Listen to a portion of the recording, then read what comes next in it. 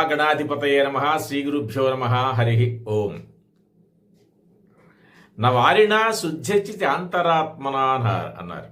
అంటే నవారిణ, వారిణ అంటే జలం, శుద్ధ్యతి చ అంతరాత్మన, అది చాంతరాత్మన అవుతుంది.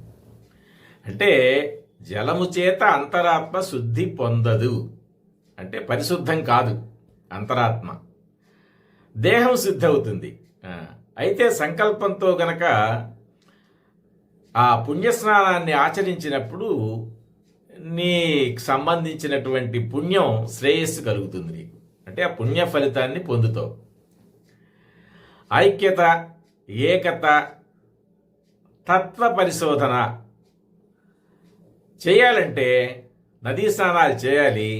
ఆ మేళ అంటే కలయిక, ఆకాశంలో ఉండేటువంటి నక్షత్ర సమూహ కలయిక అనటం కన్నా జ్ఞాన ప్రవాహ కలయిక అనాలి దాన్ని. అంటే ఏమవుతుంది ఆలోచిద్దాం చూడండి. స్వాత్మ పరిశీలన కనుక చేసేటైతే సంకల్పం నీ జ్ఞానం నుంచి వస్తుంది. అదే సరస్వతి నది అంటే.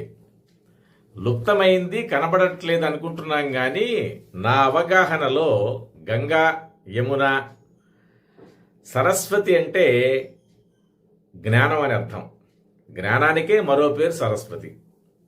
ఇది కాదనలేని నిర్వివాదాంశమైనటువంటి సద్విషయము అని చెప్పాలి. కనుక అంతరాత్మని శుద్ధితో, అంటే అంతరాత్మ శుద్ధి లేకుండా ఏదో బర్రెలు స్నానం చేసినట్టు చేస్తే పని కాదు. అంటే మనం చూడండి, పల్లెటూళ్ళలో గేదెలను తీసుకెళ్ళి కడుగుతూ ఉంటారు. అట్లాగే మత్స్యములు, అనేక రకాల జాతుల చేపలు నదులలో, సముద్రంలో ఉంటాయి. వాటికి సంకల్పం ఉండదు గనక వాటికి తెలియదు. ఎందుకని? వాటి ప్రాణాధారం అంటే జీవనాధారం జలం. జీవనాధారం జలమైనప్పుడు దాని అక్కడే ఉంటుంది గనక దానికి వస్తుందా అనేది మనం ఆలోచన చేసినప్పుడు రాదేమో అని సమాధానం చెప్పాలి. ఇవి సున్నితంగా, ప్రశాంతంగా, ఆవేశకావేశములు లేకుండా ఎవరైతే శ్రవణం చేస్తారో వారికి మాత్రమే లోతుగా అర్థమవుతూ ఉండేటువంటి సద్విషయము అని చెప్పాము. తర్వాత అసలు ఈ ప్రపంచం, జగత్ అనేది ఎలా ఉంటుంది? ఎవడు ఎప్పుడు ఎక్కడ ఏ దృష్టితో జగత్తును చూస్తున్నాడో ఆ జగత్తంతా బ్రహ్మమయము అని తెలుసుకోవాలి. ఇక్కడే జగత్తును చూస్తున్నావు. నువ్వు చూస్తున్న జగత్తు బ్రహ్మ యొక్క వికారం. అంటే ఏమిటి? బ్రహ్మ యొక్క రూపాంతరం. అది అప్పుడు పంచభూతాలు బ్రహ్మను తెలుసుకుంటావు. ఆ పంచభూతములలో జలము కూడా బ్రహ్మను తెలుసుకుంటావు. ఇది తెలుసుకొని స్నానం చేయాలి. అది ఎక్కడ చేసినా ఆ పుణ్యం లభిస్తుంది. తర్వాత దేహాలు. ఈశ్వరాత్ సంజాయతే సర్వం మర్త్యాత్ కించదప్యుత అన్నారు. యుత అంటే జన్మించటం, పుట్టటం. మర్త్యాత్ అంటే ఏంటంటే మరణించేటువంటి విషయం. అంటే మరణించే వస్తువు నుంచి జీవించే వస్తువు పుడుతుందనుకోవటం భ్రమ. అది భ్రమ. అంటే లేనిది ఉన్నట్టుగా తోచటం, అదనమాట భ్రమ అంటే. ఇప్పుడు మృచ్చికేచ్చేవ సత్యం అంటే ఏమిటంటే మట్టి సత్యం. మట్టి నుంచి ఘటం అంటే కొండ వచ్చింది, కొండ నుంచి ఇంకో కొండ రాదు. దాన్ని బట్టి ఏమర్థం అవుతుంది? సునిశ్చితంగా ఆలోచించమని చెప్పాం గనక దేహాల నుంచి దేహాలు వస్తున్నాయి అనేటువంటి భ్రమలో లోకమంతా నడిచి దాని వెంటపడి ఆరాటంతో పరుగులెత్తి అక్కడ ఇరుక్కుపోతారు. అప్పుడు గురువుపదేశం అవసరం అవుతుంది. సద్గురువులని ఆశ్రయించాలి, జగద్గురువులని ఆశ్రయించాలి. ఆశ్రయించటంలో మళ్ళీ నువ్వు నీ యొక్క ప్రజ్ఞని ప్రదర్శించాలి. ప్రజ్ఞని ప్రదర్శించటం ద్వారా నువ్వు లాభాన్ని పొందాలి, జ్ఞానాన్ని పొందాలి, మనశ్శాంతిని పొందాలి. పరమా ప్రశాంతి అన్నారు.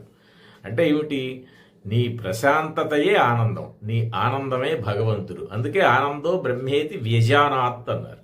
ఇవన్నీ కూడా సంస్కృత పదాలు. అర్థంగా అనుకుంటాం, 1కి 2కి 3 సార్లు ఉంటూ ఉంటే, అంటే శ్రవణం చేస్తే అర్థమై తీరుతాయి. ఎందువలన? నువ్వు ఫోకస్ విత్ అటెన్షన్, అలర్ట్నెస్తో నువ్వు శ్రవణం చేయాలి. అప్పుడు తెలుస్తుంది. జీర్ణం కాదనుకుంటాం, జీర్ణం అవుతుంది.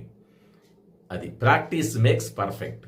అందుకని ఇప్పుడు మనం ఆలోచించవలసిన విషయం ఏమిటంటే, చాలామంది ఓల్డ్ ఏజ్ వచ్చిందండి, ఈ ఓల్డ్ ఏజ్ వచ్చిన తర్వాత ఎవరు చూస్తారో, ఏం జరుగుతుందో, ఓల్డ్ ఏజ్ హోములకి వెళ్తున్నారు, ఎప్పటిబట్టో వెళ్తున్నారు, అక్కడ ఎట్లా ఉంటుంది, సరే మరి అట్లాగే పిల్లలు పుట్టగానే వాళ్ళని ఏ రకంగా పైకి తీసుకురావాలి, ఇవన్నీ ఆలోచిస్తాం. చూడండి, ఒక విషయం ఆలోచించండి. విత్తనం నాటావు, ఆ విత్తనం నాశనం అయితే గాని మొలక రాదు, మొలక నాశనం అయితే గాని మొక్క రాదు, మొక్క నాశనం అయితే గాని వృక్షము రాదు, వృక్షం వచ్చిన తర్వాత దానికి అనేక రకాల కొమ్మలు, అనేక రకాల ఆకులు, ఫలములు ఇవన్నీ వచ్చినప్పుడు అది నీడనిస్తుంది. కనుక విత్తనాన్ని చూసే అది నాకు నీడనిస్తుంది అనుకోవటం కాదు.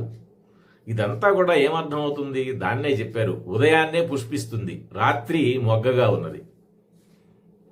పుష్పం సాయం సమయానికి వాడిపోయి కింద రాలిపోతుంది. కింద వృధాగా రాలిపోవటం దేనికిలే అని చెప్పేసి అవి తీసి పూజలు చేస్తూ ఉంటారు. ఈ పుష్పానికి ఏం సంబంధం లేదు. అట్లాగే సంపెంగ వాసన అది వెదజల్లుతుందని మనం అనుకుంటాం, కాదు. మనలో ఉన్నటువంటి ఆ ప్రజ్ఞాశక్తి, ఆ ప్రకాశ శక్తి, అది మన ఇంద్రియాలని ఫోకస్ చేస్తుంది. ఫోకస్ చేయటం ద్వారా నీ ఆఘ్రాణ శక్తి ప్రదర్శించబడుతుంది. ఎప్పుడైతే ప్రదర్శించబడిందో ఆ సువాసన వెదజల్లి నీ ముక్కు అంటే ఈ ఘ్రాణేంద్రియం ఆకర్షిస్తుంది, అంటే అనుభవిస్తుంది, లోపలది తెలుస్తుంది ప్రజ్ఞకి. ఇది సంపెంగ పువ్వు అని. అంటే నీకు శ్రేయస్సు ఎక్కడుంది, నీ దగ్గరే ఉంది అని చెప్పాము. అందుకని శ్రేయస్సు నీ దగ్గరే ఉంది, స్వాత్మ నీ దగ్గరే ఉంది, ఆనందం నీ దగ్గరే ఉంది. నువ్వు దుఃఖపడతావు ఎందుకంటే అజ్ఞానం కారణంగా. ఆ అజ్ఞానానికి మూల కారణం ఏంటో గనక నువ్వు గమనించి గురూపదేశాన్ని శ్రద్ధగా గనక నువ్వు వినేట్టయితే నీకు దుఃఖం దానంతరదే మటుమాయం అవుతుంది. కనుక అసలు సిసలైనటువంటి సత్యం ఏమిటి, అది ధార్మిక మార్గం. ధార్మిక మార్గంలో పిల్లలు పెరుగుతున్నారండి అనాలి. పిల్లల్ని మేము పెంచుతున్నాము అని ఎప్పుడైతే మన పూర్వీకులు అనుకున్నట్టు మనం అందరూ అనుకుంటారు, మనం కూడా అనుకుంటాం, అబ్బా ఎంత శ్రమ కోర్చి పెంచుతున్నామో అనుకుంటారు. వాళ్ళు పెరుగుతారు. వాళ్ళు పెరిగారని నీకు జ్ఞానోదయం కలగకపోతే నువ్వు అదే ఆరాటంలో వృద్ధాప్యంలో దుఃఖాన్ని పొందుతావు.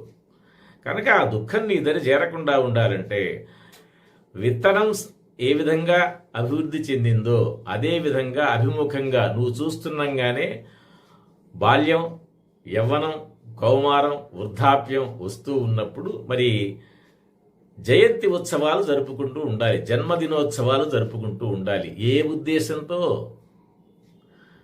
ఎలా ఆలోచించాలి దాన్ని, అది ఈ దీపములు ఆర్పేసే సంస్కారం బాగా తగ్గించేసి దాన్ని వదిలేసి, ఈ కేకులు కట్ చేయటం లాంటివి కూడా పూర్తిగా వదిలేసి, ఎందుకని ఏమని వదిలేస్తావు నువ్వు, ఎందుకు వదిలేస్తావు?